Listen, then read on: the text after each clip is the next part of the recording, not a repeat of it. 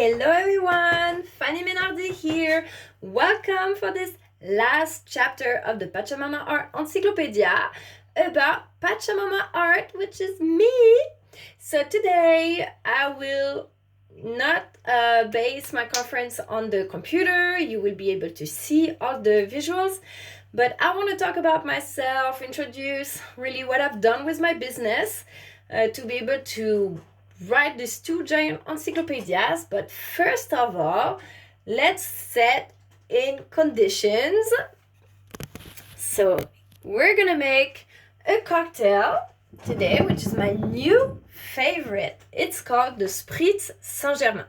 So Saint-Germain is a type of flower. I think in English it's elderberry flower.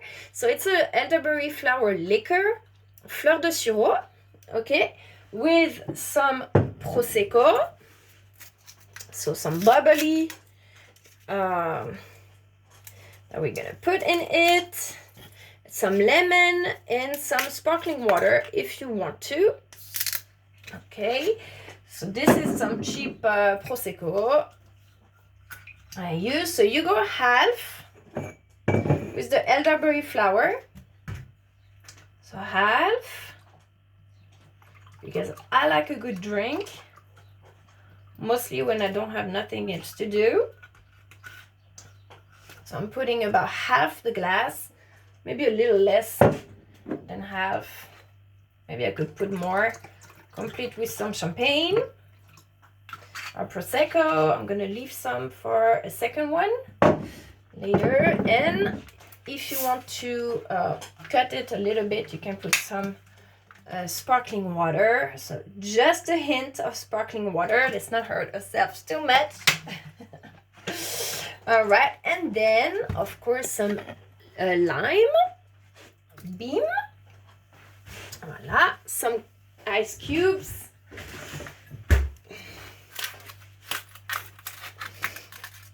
Beam. 1, 2, 3, maybe 4 ice cubes. It's nice and fresh. And that's it. That is it, guys. So let's take it outside. All right, everyone. So we are here in my little garden, sipping on a little drink. Delicious. So this is me, Fanny Menardi.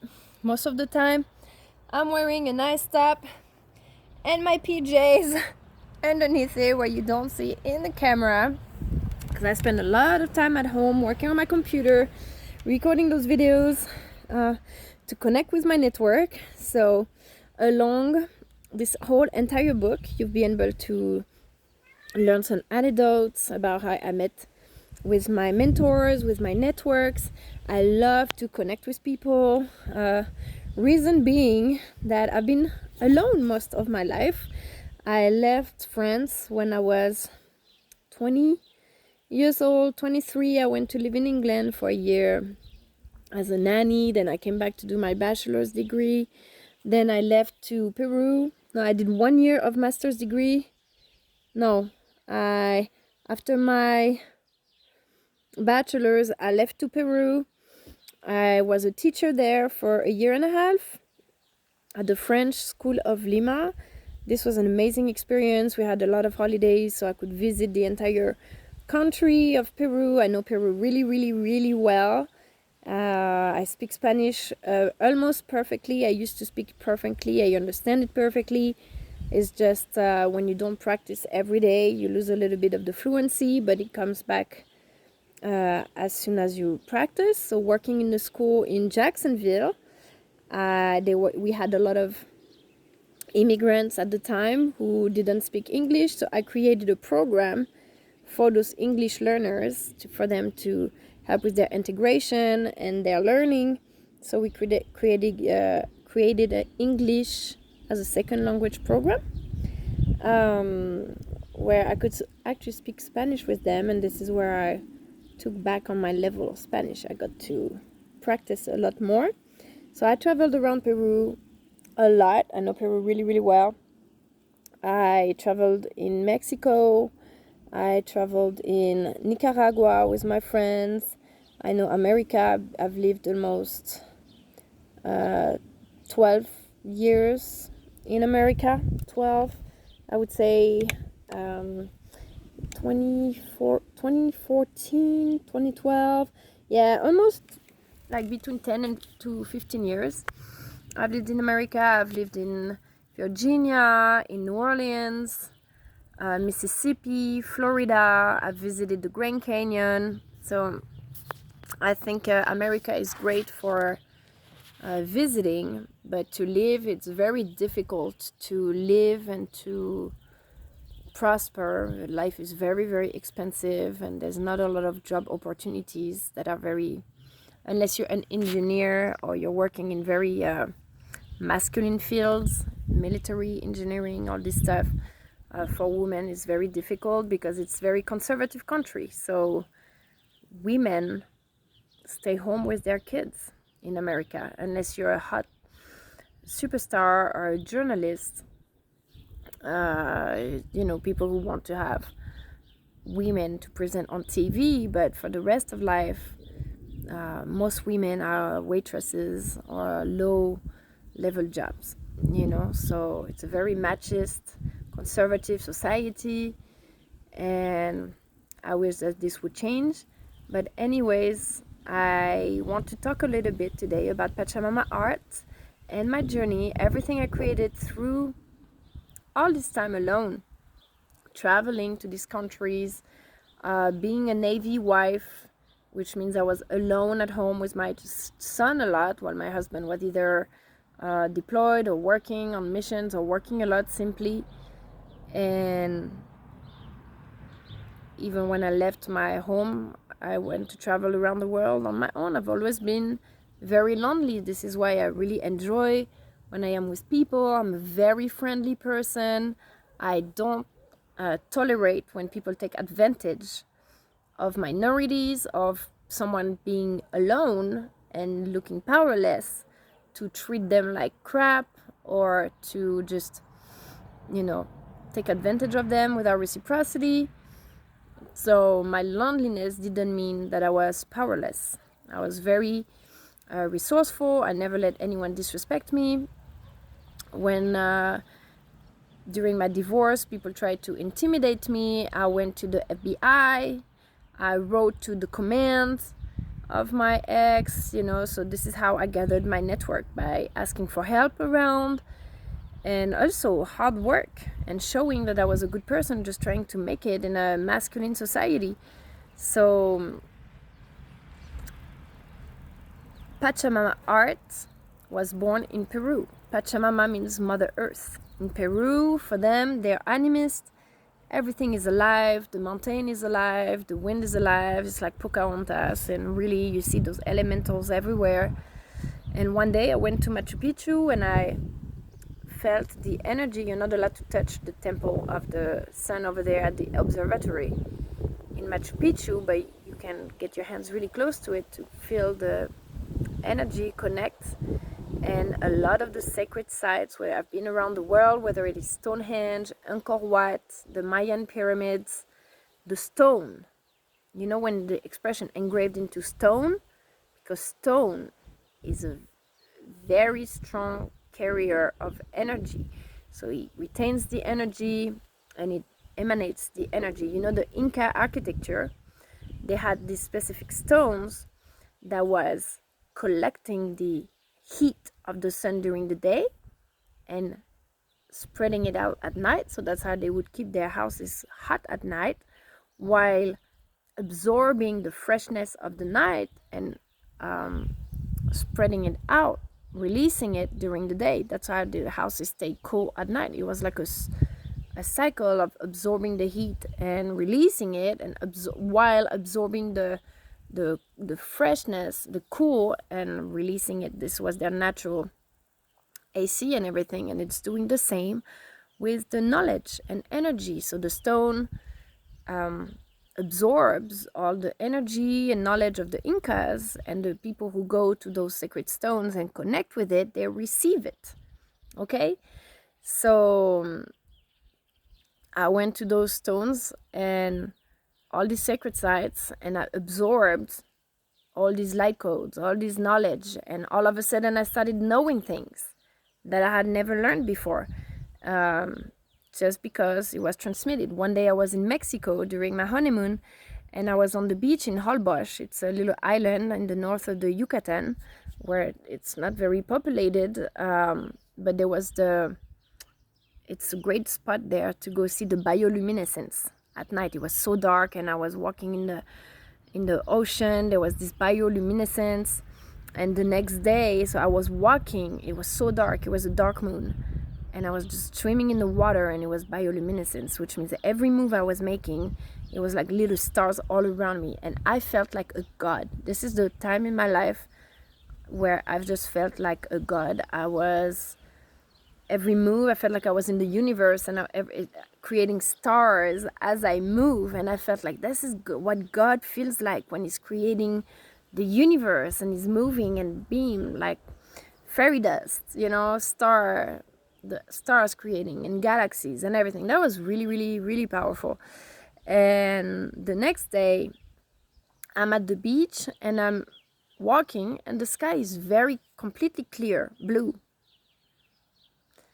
And I turn around to look at something. And when I turn back around, there is this giant triangle cloud just over our hotel in the sky. And I was like, I could swear there was literally nothing in the sky 2 minutes ago. And that triangle stayed there all afternoon, not moving. And so I went, after that, we went back to the hotel. And I was on the beach staring at that cloud, and that was really weird because the sun was there, but there was light coming out of the cloud that was there. So like, that's a really weird cloud, and rays coming out of that cloud even though the sun is on the other side. And I'm looking at the rays, and I see codes. I see it was like in the Matrix when you see all the little green lines like this, except that it was yellow, but it was like sacred geometry shapes, numbers, letters. I can start seeing all these codes coming out of that clouds. And after that, so going back to New Orleans, I have this dream that I wake up in the middle of the night and there is another vessel over my yard, over my house, and I go outside and there's those blue translucent aliens coming out and they're touching my shoulder, and then I wake up in my bed. So all these experiences of absorbing these light codes, of connection with higher powers and stuff like that, I knew that I had to bring this to the United States, because I got to the United States and like my husband was working a lot, and all of a sudden I had been traveling around the world all my life. I was a very independent woman. Everything I did, I was successful. I had all my degrees really quickly. Everywhere I traveled, I found an amazing job. I was the director of cultural affairs at the Alliance Française of Bahrain for a year and a half. I started as an intern, teacher and cultural coordinator, then they hired me as a cultural director for a year. In Lima, I found this job also. Like, I had a really successful career. I was 25 years old and I was already doing my dream job. Then I get to the United States and I'm locked up at home being a wife. No career, nothing, depending on my man to buy me stuff, asking for permission to get money. So it was very difficult because I grew up with my mom, who was like submissive to men, and I was like, I will never be like this. I would be an independent career woman, and I did that. And then I met him, who is convincing me to follow him in the United States and that he would provide for everything, and all of a sudden I'm nothing. I'm someone's wife. So that was very difficult. I was very depressed. Plus, like, my cat died as soon as I got to the United States. I had a miscarriage. Like, all these things started going literally shitty, Our landlord is a crook, and I'm stuck at home. So I don't know what to do. I'm bored, and I start painting. I see a woman online who's painting those beautiful mandalas, and I read to her because I want to buy one from her, but it's $500 and I don't have the money. And I'm like, Jesus, $500 for a painting. I'm gonna do it myself. And this is when I painted my first mandala. And I started painting a mandala and then another. I never had really in my lifetime been at home. I had been traveling, working,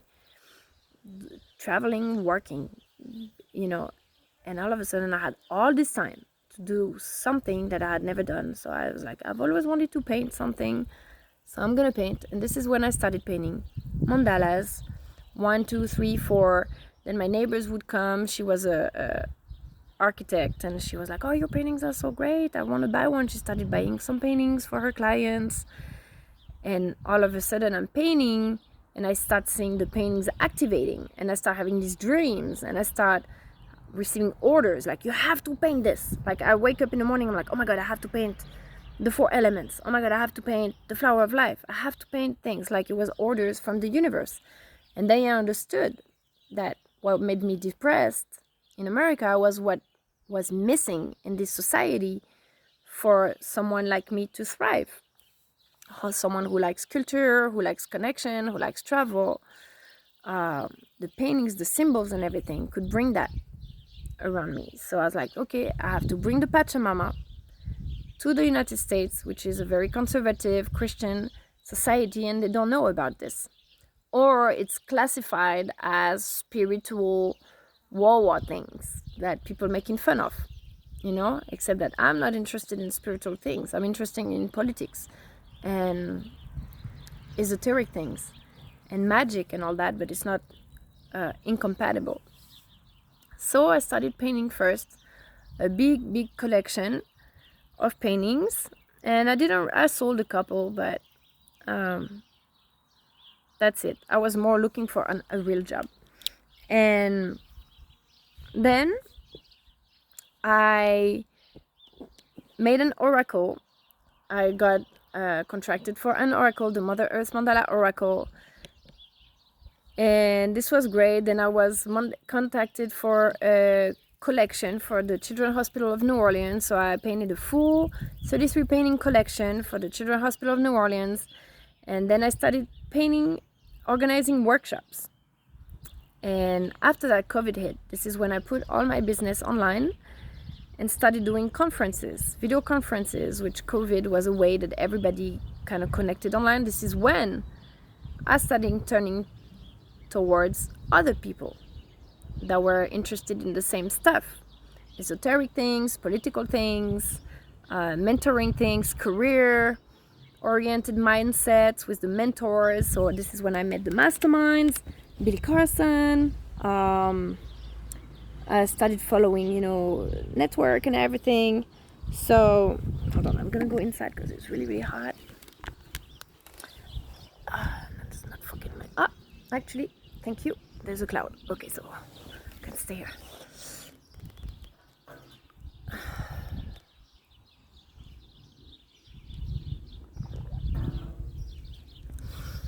So yes, from that, I started doing all these conferences, workshop trainings online, and making training programs that I offered to the Navy, and I offered to the United Nations. I offered to all the organizations I wanted to work with.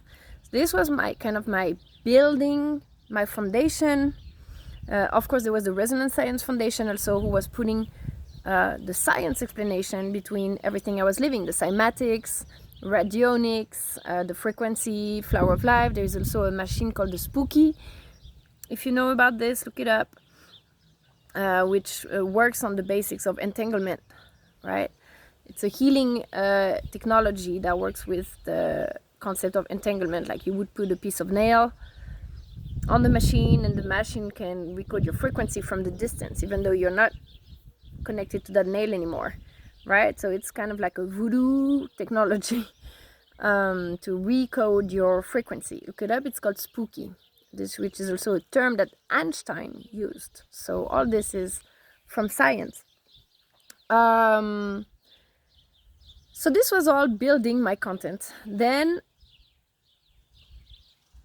I went to Egypt and I started making movies. I filmed the whole event of Matias De Stefano, and I created the Yo Soy 2022 movie. After that, I went to Peru with my son. I made little memory videos, but this is when I received the anti-gravity equation for the new spaceship. So after that, I created a whole Ministry of Sound mastermind. I have a lot of masterminds. I have conversation with thought, shapeshifters, miscellaneous masterminds, also where I talk about financial survival, how to get a divorce if you're broke, how to the situation of women, all these kind of topics. What else? Journey to Love. That was my first actual movie workshop, where it's a whole full workshop on how to make a mandala. Very cool one, with some words in Quechua and everything. I can't see. Am I still? Yes. So after that, when I was in Peru, I started posting a lot of very, very interesting information. And lucky or not, my Instagram page gets hacked. I don't know what happened. From a day to another, my pages disappear. The Dot Whisperer. That was my first Instagram page. That I had like thousands of followers on that page. All my work, all my followers. It was, a growing thing. And it disappears. All my work, years of work, and content gone. I'm so pissed off. I'm like, man, this is the end. Like, can't believe I lost that. And I was like, but you know what, bitches? You want to censor my work? Well, luckily at this time, Instagram, every time you posted something on Instagram, it saved it on your phone. There was a file created that it would save your Instagram post on your phone. So I went back, I took all my Instagram posts, and I wrote my first PachaMamArt Encyclopedia, where I retook all my content from Facebook, all my content from Instagram, everything, and I rewrote all my work for the past 5 years, everything in my encyclopedia. So of course it was difficult because I had to remember what I had written, because I had the images saved, but I didn't have the text. And some of my texts, when I write, it's like channeling. I'm channeling, and some of my texts, they are prophetic texts, and they're very powerful, and sometimes it's hard to recreate exactly the energy that you have in the moment when you receive it. And when I remember there was one text I wrote one time, I could never remember. I know it was about minorities, and what is the minority, So look, this is my little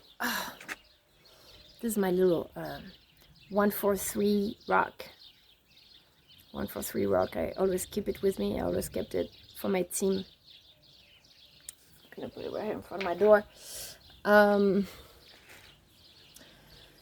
So I spent 3 years rewriting everything. So you imagine the deception, like losing all my work, the persistence, rewriting all the book, all my workshop programs. As like, it's cool now, nobody can take it. I have it all in one book.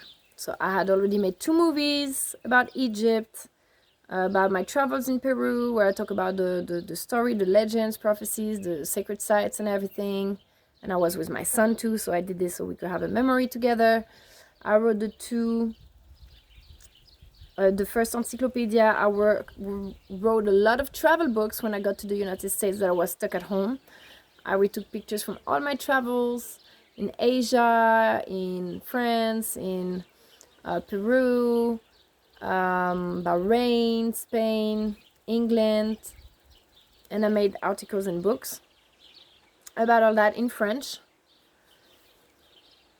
So I wanted to have all this content published by the United Nations. I know this helped my mentors, and all this stuff helped me so much in my life that it could be profitable for others, but mostly I feel like United States needed culture, and I was missing culture. There was no culture around me. It was like Chipotle and Ruby Tuesday, and there's nothing inspiring for me really in my life. The people were really nice.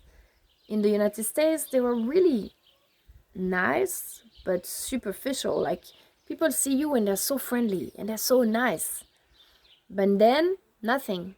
There's no real friendship or things, deep things. Well, in France, we look rude.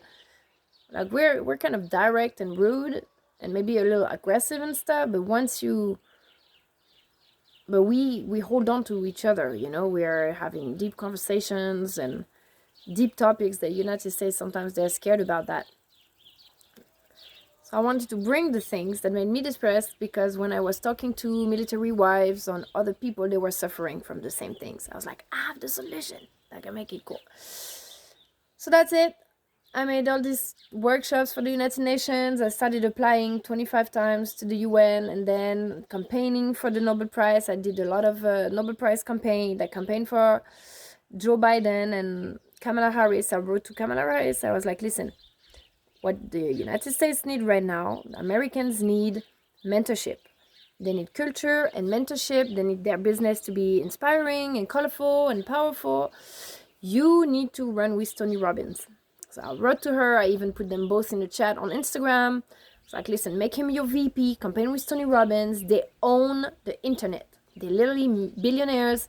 They have all the best marketing specialists, ClickFunnels, like they run the internet. Okay, so if you run with Tony Robbins, not only they're super altruistic people, they're humanitarian, they give to Feeding America, they care about like the small people, to take them out of the dark night of the soul and launch their business. But also they're business masters, and they can make, you know, political campaigns who has the most money, and it's all exposure. If you have more exposure and people who show the best of you, look, Marco Rubio, he has a page called Rubio HQ. Elon Musk, he has all his pages who just, they take the best of what he says.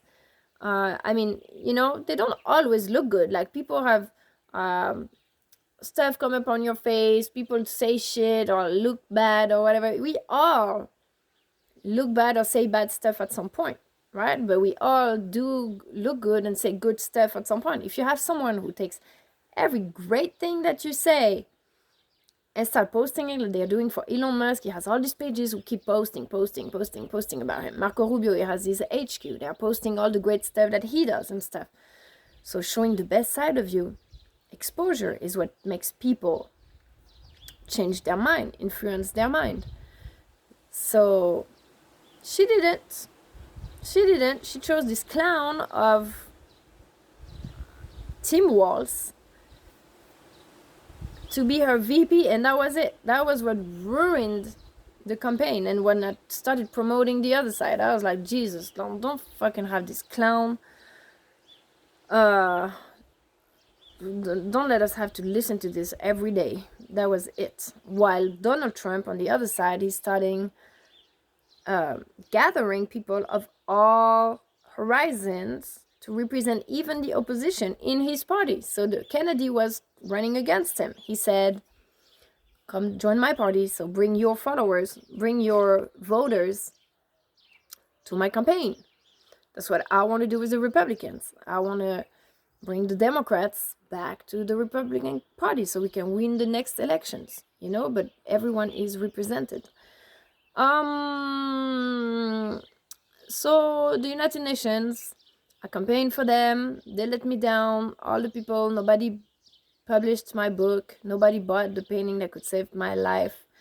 I lost everything, but I kept all this content I've created. I have 3 oracles ready. My oracle one that is already published. I have the Music of the Earth oracle that is completely finished, just needs to be published. I have the Children oracle, which is the Colors of Nature oracle, that needs to be published. My publisher didn't want it because they said they don't do oracles for kids, which this is where you have to start. Even Tony Robbins does workshops for kids. Of course, every time I make a video, I have either something on my face or whatever, or something on my teeth. Like, Whatever. So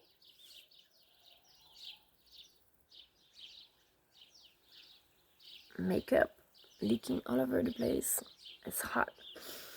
So well, so that's what I did, guys. And now I wrote this other encyclopedia. So I have many free workshops on my website. I have 3 oracles ready to be published. I have 2 encyclopedias about the network. So then the success, not to talk just about the failure, but building all this content and being consistent and not being stuck to one lane, not saying, oh, I'm on this party, I don't want to work to these people, and being open to the shifts of evolutions of destiny, right? And meeting the new people and getting connected and everything.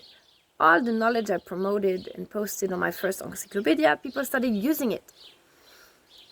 So when people ask me for evidence, what did you accomplish in your work? It's hard to say, well, I have a social media network that uses my content, but they never say my name. So I decided to gather all the evidence and the parallels between all the work that's been evolving through this language into a new encyclopedia, while also introducing the new leaders of the 21st century. So that's what my second encyclopedia was. And that's it, the new team, basically. So that's what we've been doing. So I'm a movie producer, I'm a writer, I'm an artist, I've been a teacher all around the world. When I wanted to work, it was always easy because I speak many languages to find a work as a teacher. So that's why I was always a teacher. I never wanted to be a teacher. I don't even like kids. But it was actually great. You learn a lot from the kids, and it was actually gratifying when I worked in Jacksonville to help those kids learn languages. You know, when you have a passion and you know you're good at explaining, like I'm a really good language teacher. Like I'm the best language teacher. It's not to say, but because I love languages, I loved to learn languages. When I was a kid, I loved to learn languages. So I'm really good at explaining grammar. And in America, they don't have grammar. They don't even know what grammar is.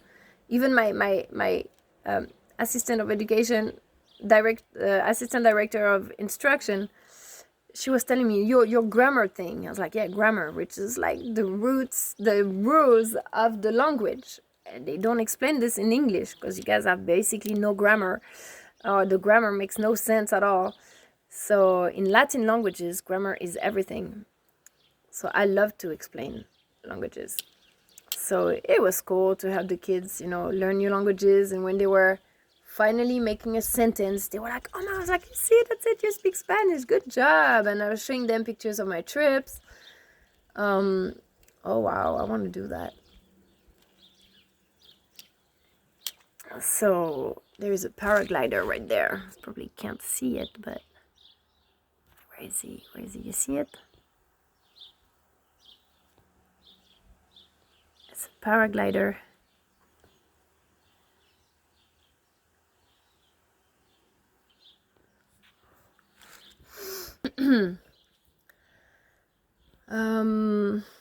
So I've always been a teacher, but I've never been passionate about teaching. I think it's a very difficult job. First off, you have to prepare your lessons. You have to prepare, always working, prepare your lessons, prepare your exams. In the weekend, you have to copy, correct the copies. You have to do, you're a police officer. You have to keep them disciplined. You have to yell at the kids. You have to repeat everything. Like, you know, it's not passionating for me to do the same thing over and over and teaching the ABCs for 20 years. It's mostly the lack of evolution, because I love to do it at the beginning, but then when you're passionate about politics and cultural things and you're still doing the same thing with no career evolution, no salary evolution, or even though there was a salary evolution, but my level of standard of living was worse in the United States because I couldn't even afford my rent. I was living in a beautiful house, but I was always stressed about money. So this is not a good standard of living if you're not actually enjoying your thing, because you can't even invite people to have a party because you're broke. So that's very difficult. I think that the war economy, that's sad to say. We have to prioritize if we're ready to sacrifice a few people in the name of building a new economy that benefits the rest of Europe. Because this is what happened, guys. They want to blame it on Russia, and this is a theater. NATO, Russia blaming each other. In fact, they're trafficking weapons, they've been giving out loans, they're building a new war economy in Europe. So I explained it in my previous video. We have too many people who live long lives.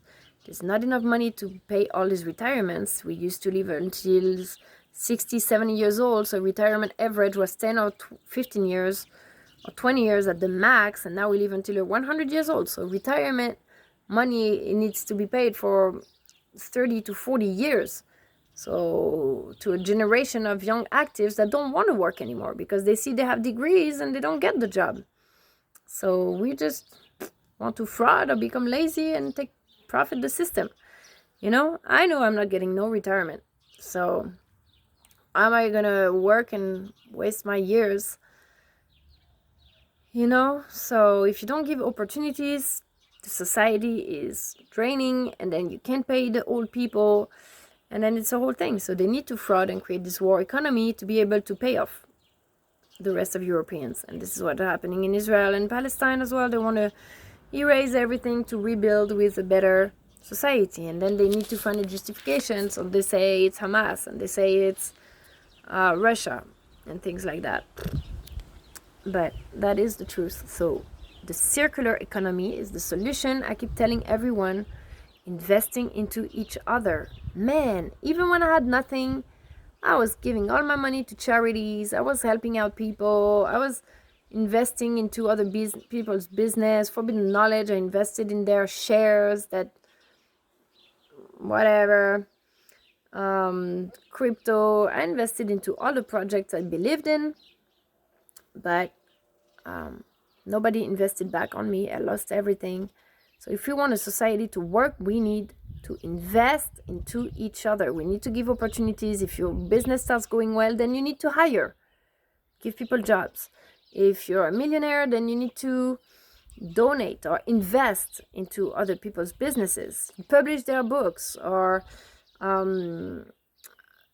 sponsor their workshops, or recommend. That's what they did for me. I didn't have any financial help, but I had people's recommendation. I had the support, all this. So this is how it organically grew. But this was too hard. There was no reason for me to lose my house, to be kicked out of America like this. This was injustice. You don't need to treat people like this. You can't grow a reputation on pity. You have to show people's skills and promote them and highlight them and give a chance to women. Like, I love when I see images of women who go to work with their kids, because sometimes you just don't have a choice and you still want to have a career and you also want to be a mother.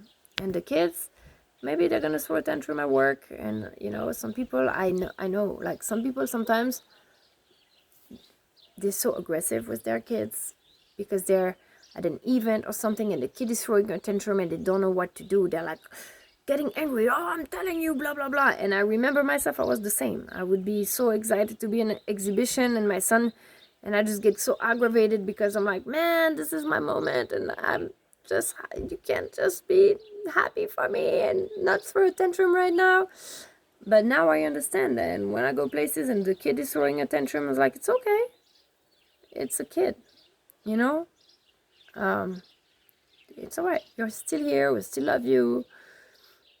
You're doing your job as a mom and you're here as your job, as your career. But it's hard. So anyway, so that's me, guys. That's me.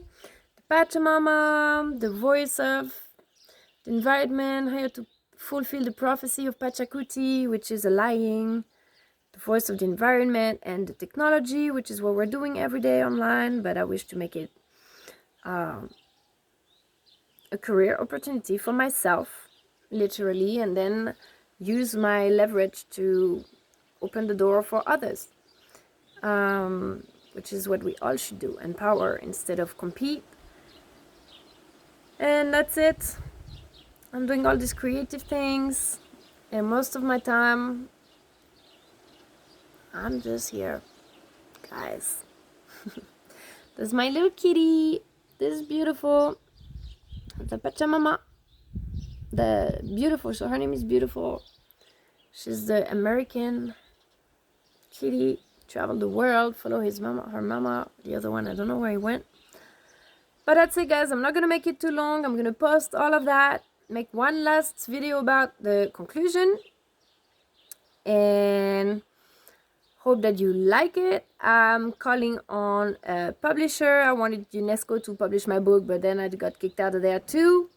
Hopefully working with the United States government to be your director of national intelligence. I would be honored and love to continue this work of connecting networks and sharing information, translating complicated topics into simple images, because an image can help people understand perspectives and stories, and bring all this legacy from all these people who have helped me and influenced me, and be basically the American people's therapist, because they do need one a lot.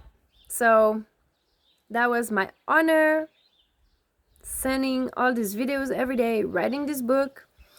I trust, I'm confident that this whole empire I've been building is going to be published one day, is going to bring the results. And then when people ask me how I got there, I'm going to be like, it was one hell of a journey. But inspiration and my community is what pushed me to continue and believe every day.